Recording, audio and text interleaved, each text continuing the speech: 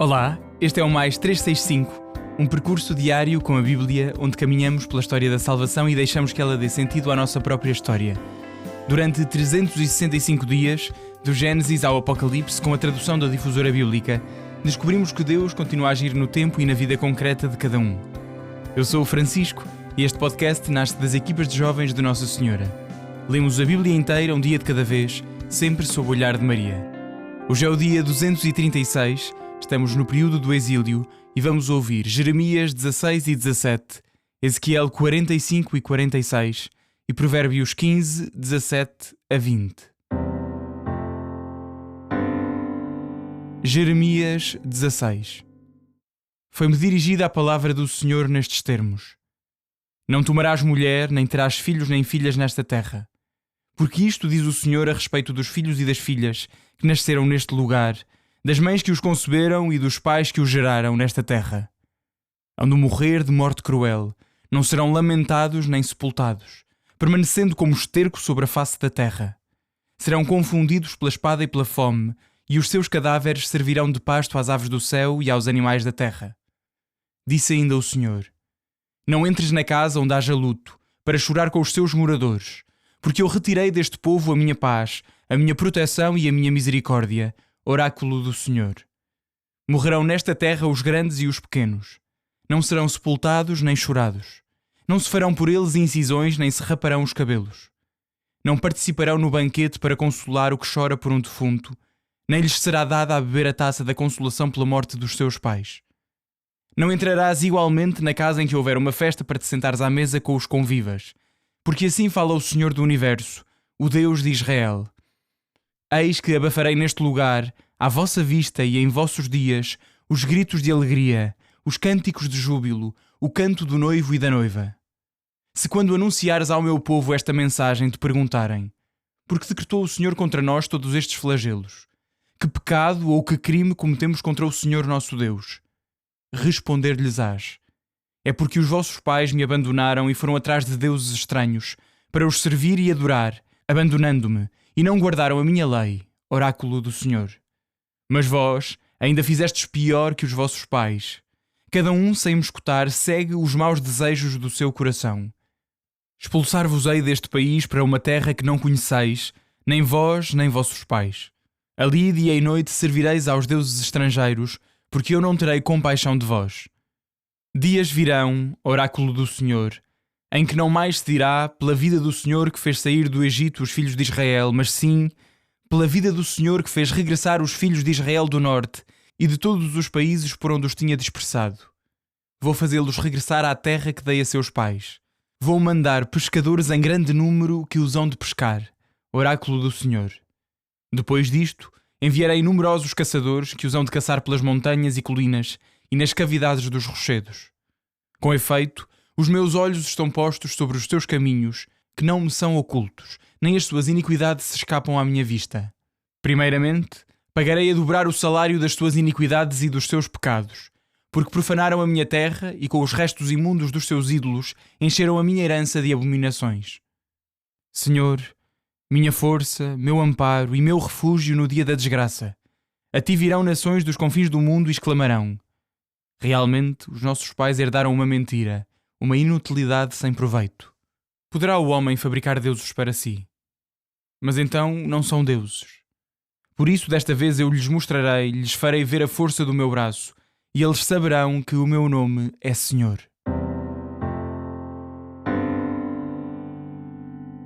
Jeremias 17. O pecado de Judá está escrito com um estilete de ferro, gravado com uma ponta de diamante sobre a tábua do seu coração e nas hastes dos seus altares. A lembrá-lo aos seus filhos estão os seus altares e os símbolos da deusa Asherá, junto das árvores verdejantes sobre as colinas elevadas e no alto dos montes. Entregarei à pilhagem os teus bens, os teus tesouros e os lugares altos por causa dos pecados que cometeste em todo o país. Terás que renunciar à herança que eu te havia dado, e far-te-ei escravo dos teus inimigos, numa terra que desconheces, porquanto ateaste o fogo da minha cólera que arderá para sempre. Isto diz o Senhor: Maldito aquele que confia no homem e conta somente com a força humana, afastando o seu coração do Senhor. Assemelha-se ao cardo do deserto.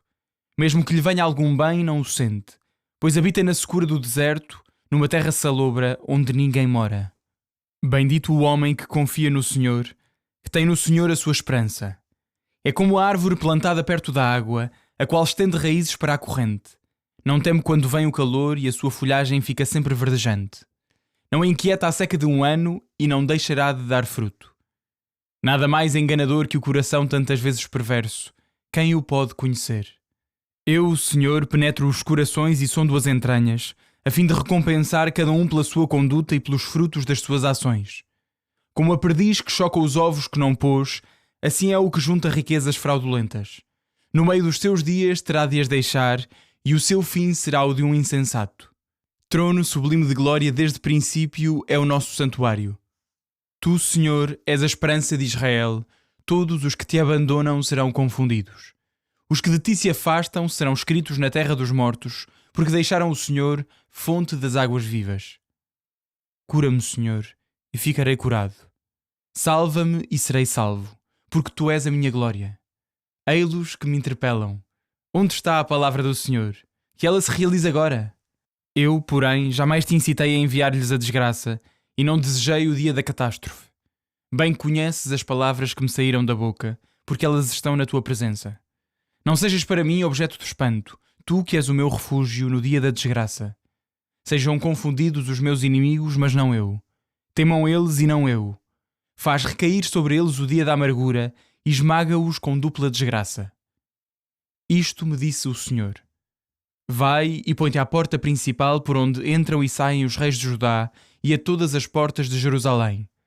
Dir-lhes-ás: escutai a palavra do Senhor, reis de Judá, povo de Judá e vós todos, habitantes de Jerusalém que entrais por estas portas.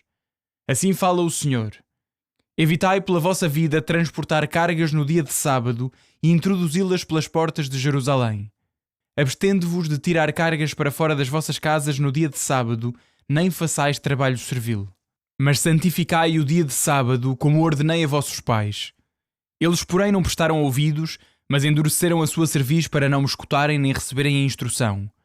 Se verdadeiramente me ouvirdes, oráculo do Senhor, de modo que não deixeis passar nenhuma carga pelas portas da cidade no dia de sábado, santificando este dia, sem fazer nele qualquer trabalho servil, então, pelas portas da cidade continuarão a entrar, montados em carros e cavalos, reis e príncipes para ocupar o trono de David e seus oficiais, a gente de Judá e os habitantes de Jerusalém.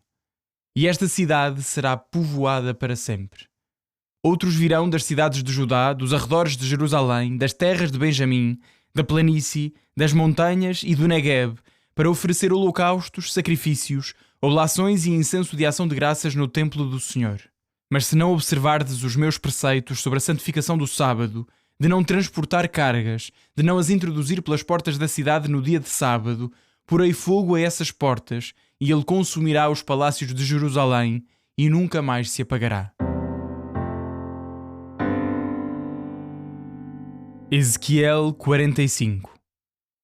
Quando repartirdes por sortes o país, reservareis para o Senhor a parte santa do território, com 25.000 côvados de comprimento e 20.000 de largura. Este espaço será santo em toda a extensão.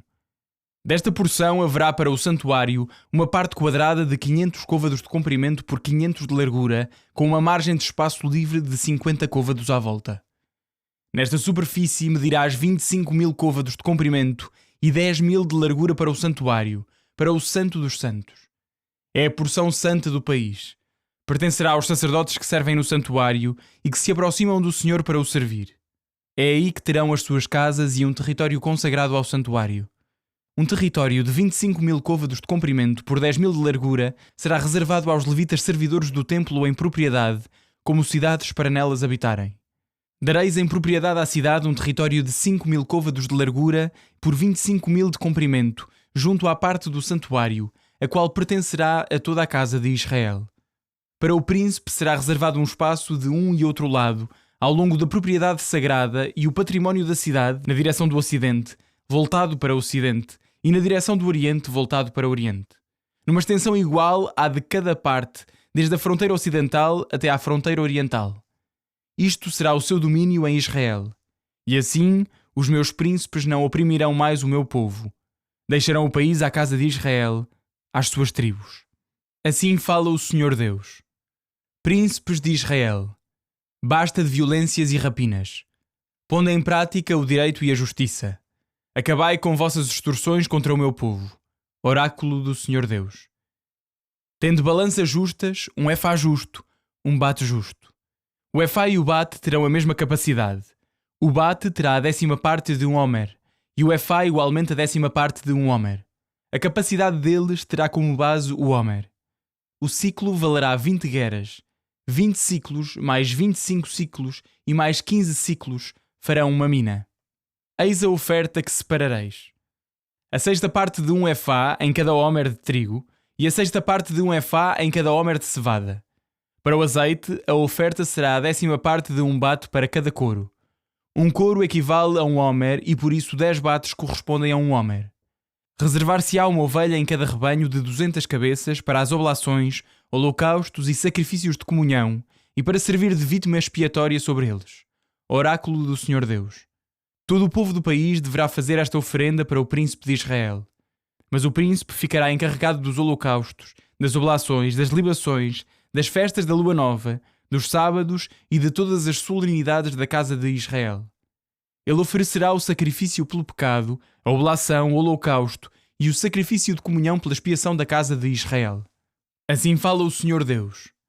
No primeiro mês, no primeiro dia do mês, tomarão um bezerro sem defeito para fazer a expiação do santuário. O sacerdote tomará o sangue da vítima pelo pecado e aspergi-lo-á sobre a porta do templo, e sobre os ângulos da base do altar e sobre as portas do vestíbulo interior. Assim farás também no 7º dia do mês, por aquele que pecar involuntariamente ou por imprudência. Desse modo, purificareis o templo. No primeiro mês, no 14º dia, celebrareis a Páscoa.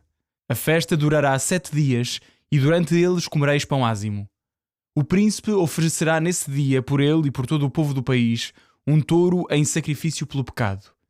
Durante os 7 dias da festa, oferecerá em holocausto ao Senhor 7 touros e 7 carneiros sem defeito, em cada um dos 7 dias, e do mesmo modo um bode por dia em sacrifício pelo pecado. E em oblação, oferecerá um efá por cada touro e um efá por cada carneiro, com um hin de azeite por efá. No 7º mês, no 15º dia, por ocasião da festa, ele fará o mesmo durante 7 dias, oferecendo o sacrifício pelo pecado, o holocausto, a oblação e o azeite.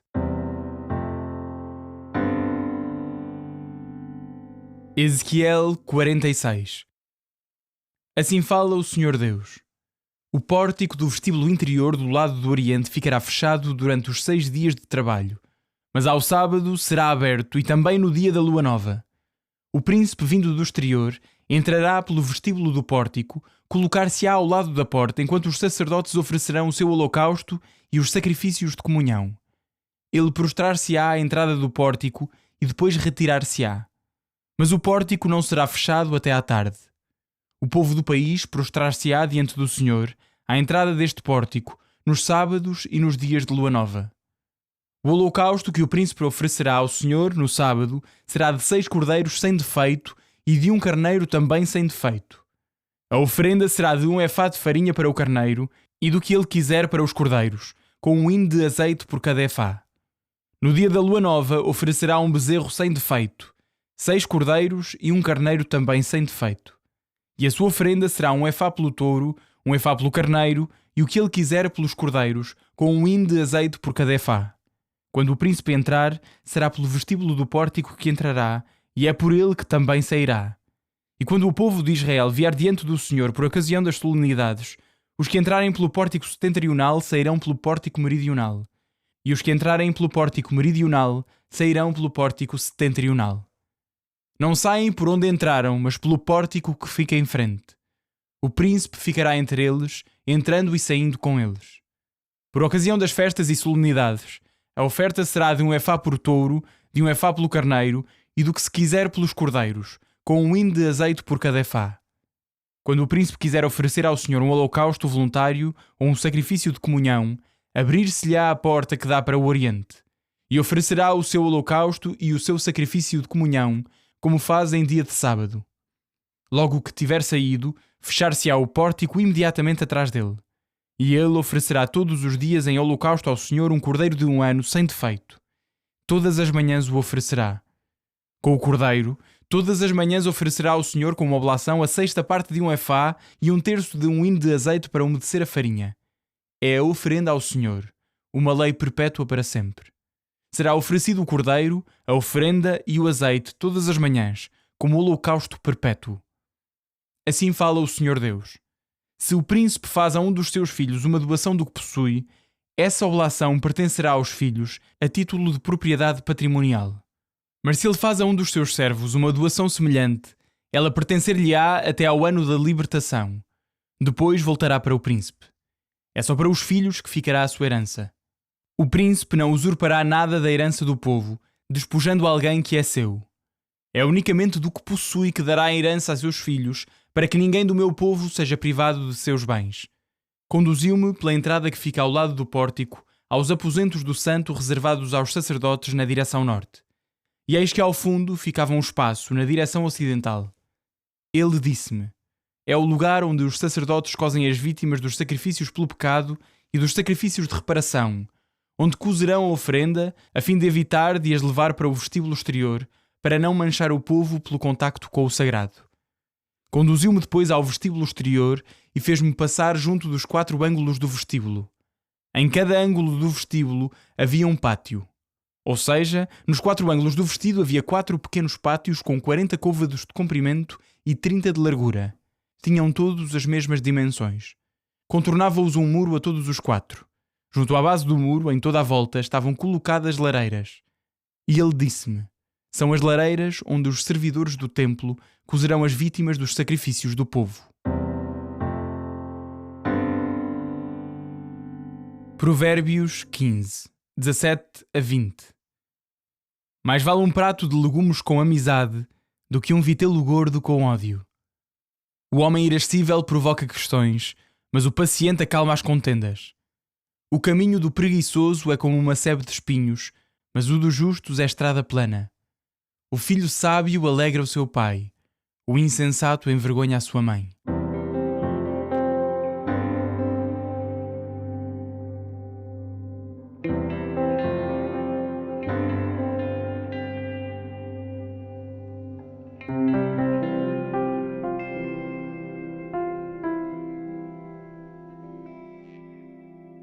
Olá, bem-vindos a mais um dia. Sou o Padre Duarte Andrade e Sousa, da Paróquia de Belas e das equipas de Jovens Nossa Senhora, e vamos pedir a Deus que nos abra o coração. Senhor nosso Pai, aqui estamos mais um dia diante da vossa palavra. Depois de a escutarmos, vos pedimos: abri o nosso coração, tirai de nós a pressa e a distração, dai-nos um ouvido atento e um espírito disponível. Vós sabeis melhor do que nós aquilo que precisamos de ouvir hoje. Dai-nos não curiosidade, mas fé. Não apenas memória, mas obediência. Que esta vossa palavra, depois de ouvida, seja acolhida, e depois compreendida, seja por nós vivida. Vinde, Espírito Santo, e falai ao coração de quem agora vos escuta. Por Cristo Nosso Senhor. Amém. Queridos amigos, dia 236, avançamos nos capítulos 16 e 17 de Jeremias, estamos quase a acabar Ezequiel. E aqui em Jeremias continua esta visão desoladora.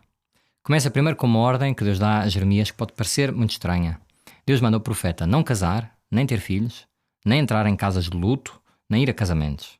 Ou seja, não é apenas que Jeremias tenha uma mensagem profética para dar, mas a sua própria vida é um testemunho vivo. Priva-se da alegria e do luto normais da vida humana para antecipar esta catástrofe que está para vir. Tudo vai ser interrompido porque vem a invasão. Mas depois entramos aqui num pormenor muito bonito. No versículo 14 do capítulo 16, Deus diz: dias virão em que não mais se dirá, pela vida do Senhor que tirou do Egito os filhos de Israel, mas sim, pela vida do Senhor que fez regressar os filhos de Israel do norte e de todos os países por onde os tinha dispersado. Então o que é que isto quer dizer? Nós já estamos no dia 236 e ouvimos tantas vezes o refrão: o Senhor Deus libertou os nossos pais do Egito a caminho da terra prometida. Era uma maneira que o povo de Israel usava para falar da história da salvação dos seus antepassados. E agora o Senhor Deus faz esta promessa: não, vocês vão poder dizer: o Senhor Deus que vos tirou do reino do norte. Ou seja, é Deus que vos libertou a vocês. Já não estou a falar da libertação dos vossos antepassados, mas é uma história de libertação que está a acontecer convosco, que estão a contar em primeira mão. É uma história muito bonita que cada um de nós também pode contar na primeira pessoa. Deus está a libertar-nos. E depois o capítulo 17 começa com uma imagem sobre a qual me quero deter mais longamente. Diz o Senhor: o pecado de Judá está escrito com estilete de ferro, gravado com a ponta de diamante sobre a tábua do seu coração e nas hastes dos seus altares. Então, esta imagem. O pecado do povo é tão grande que está escrito com estilete de ferro. O estilete era um objeto como um ponteiro, com uma ponta afiada onde se escrevia numa tábua, normalmente de cera. Uma curiosidade aqui é que com o passar do tempo a palavra estilete, stylus, deixou de significar só a caneta, digamos assim, como se diz em francês, stylo, mas a marca pessoal da caligrafia de cada escriba. Daí os escritores terem cada um o seu estilo de escrever na sua caligrafia. E daí é que vem, no computador, por exemplo, os vários tipos de letra que podem chamar-se estilos. Mas adiante, no versículo 5, continua o Senhor: maldito aquele que confia no homem e conta somente com a força humana, afastando o seu coração do Senhor. É como o arbusto do deserto. E no versículo 9 diz: nada mais enganador que o coração, tantas vezes perverso. Quem o pode conhecer? Eu, o Senhor, penetro os corações e sondo as entranhas, a fim de recompensar cada um pela sua conduta e pelos frutos das suas ações. E era aqui que eu me queria centrar. Nós vivemos num tempo em que uma das frases mais repetidas é segue o teu coração, como se fosse assim uma bússola infalível, uma voz interior sempre boa, sempre fiável. Basta escutá-la para encontrar o caminho certo. E Jeremias parece dizer o contrário. O coração é enganoso, é corrupto. É uma afirmação bastante polémica, por isso é que eu gosto dela. Primeiro, coração na linguagem bíblica não é apenas o lugar sentimental, mas o centro da pessoa, o lugar onde se tomam as decisões fundamentais, onde estão os desejos mais profundos, onde se forma a vontade. E este centro, diz Jeremias, é o mais difícil de conhecer e o mais suscetível de nos enganar. Não saem só coisas boas de lá, como por exemplo diz Jesus em Marcos, no capítulo 7, versículo 21. É do interior do coração dos homens que saem os maus pensamentos, prostituições, roubos, homicídios. Ou seja, o que importa não é o que entra de fora para dentro, mas o que sai de dentro para fora. Então, devemos ignorar o coração, não o ouvir todo? Também não é isso que a Bíblia diz. O coração está ferido, desordenado, voltado para si mesmo por causa do pecado original. Tem esta ferida e por isso o coração precisa de ser curado, transformado, reorientado. E então Deus vem em nosso auxílio. E já tínhamos ouvido isto, por exemplo, no capítulo 36 de Ezequiel: tirar-vos-ei o coração de pedra e dar-vos-ei um coração de carne, infundirei em vós o meu espírito. Esse coração de pedra, fechado, endurecido, cheio de autossuficiência, é transformado num coração de carne, que pode receber de Deus a sua graça para poder amar. E por isso nós, neste capítulo 17, logo a seguir, em mais estas confissões de Jeremias, no versículo 14, temos a solução. Cura-me, Senhor, e serei curado. Salva-me e serei salvo. Ou seja, este coração endurecido não se cura a si mesmo, nem se corrige pela força de vontade só, nem pela análise psicológica, nem pela introspeção sincera, ou lendo só livros de autoajuda, ou quer que seja. Isso só não chega. A cura vem de fora do coração, vem de Deus, que nos conhece interiormente e sonda os corações. Bem, lá atrás eu tinha dito que o Senhor dizia: maldito aquele que confia em si mesmo. No versículo 7, por contraposição, diz: bendito o homem que confia no Senhor e que tem no Senhor a sua esperança. É como a árvore plantada perto da água, a qual estende as raízes para a corrente. Não teme quando vem o calor e a sua folhagem fica sempre verdejante. Esta imagem parece-me fala por si mesma. A árvore plantada junto das águas resiste ao calor e à seca porque tem as suas raízes junto à água. A diferença não está nas circunstâncias exteriores, mas na profundidade das raízes. É aquilo que vemos em Ezequiel, nesta descrição do templo que temos visto nestes dias. O templo é o lugar onde jorra esta água, esta torrente de água que purifica e que dá vida a todas as coisas. E por falar em Ezequiel e no templo, uma breve referência, não sei se repararam nesta suave transição agora para Ezequiel, no capítulo 46, versículo 9, é dito que quando o povo de Israel vier diante do Senhor por ocasião das suas festas, os que entrarem pelo pórtico setentrional sairão pelo pórtico meridional, e os que entrarem pelo pórtico meridional sairão pelo pórtico setentrional. Ou seja, não saem por onde entraram, mas pelo pórtico que lhe fica de frente. Então o que é que isto significa? Nós isto chamamos conversão. Este coração novo que pedimos ao Senhor que nos dê, este não confiar em nós mas no Senhor, faz-nos voltar por um sítio novo. Entramos no templo de Deus por um lado e saímos de uma maneira diferente. Lembro-me logo a passagem dos Reis Magos quando foram visitar o menino Jesus. Adoraram-no, ofereceram-lhe presentes e, diz o texto, voltaram para casa por outro caminho. É a mesma lógica. Por isso, no dia de hoje, pedimos ao Senhor este discernimento. Olhar para o nosso coração. Não pormos a nossa confiança em nós mesmos, mas no Senhor. Seguir a voz do nosso coração, mas não a superficial, não apenas as emoções, mas as intuições mais profundas do nosso coração, que têm de ser purificadas e iluminadas pelo Espírito Santo. E até amanhã, se Deus quiser.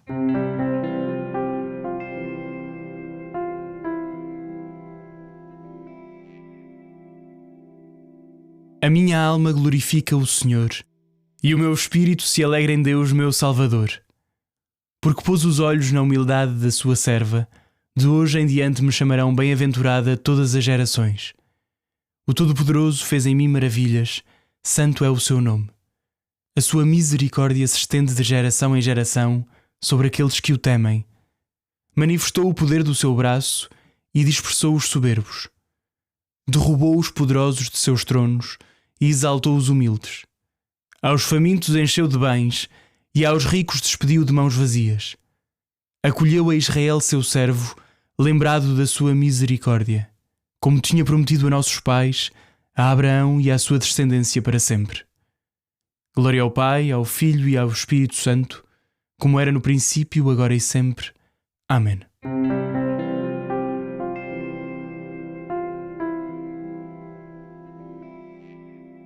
Final do dia 236. Um abraço em Cristo. Até amanhã.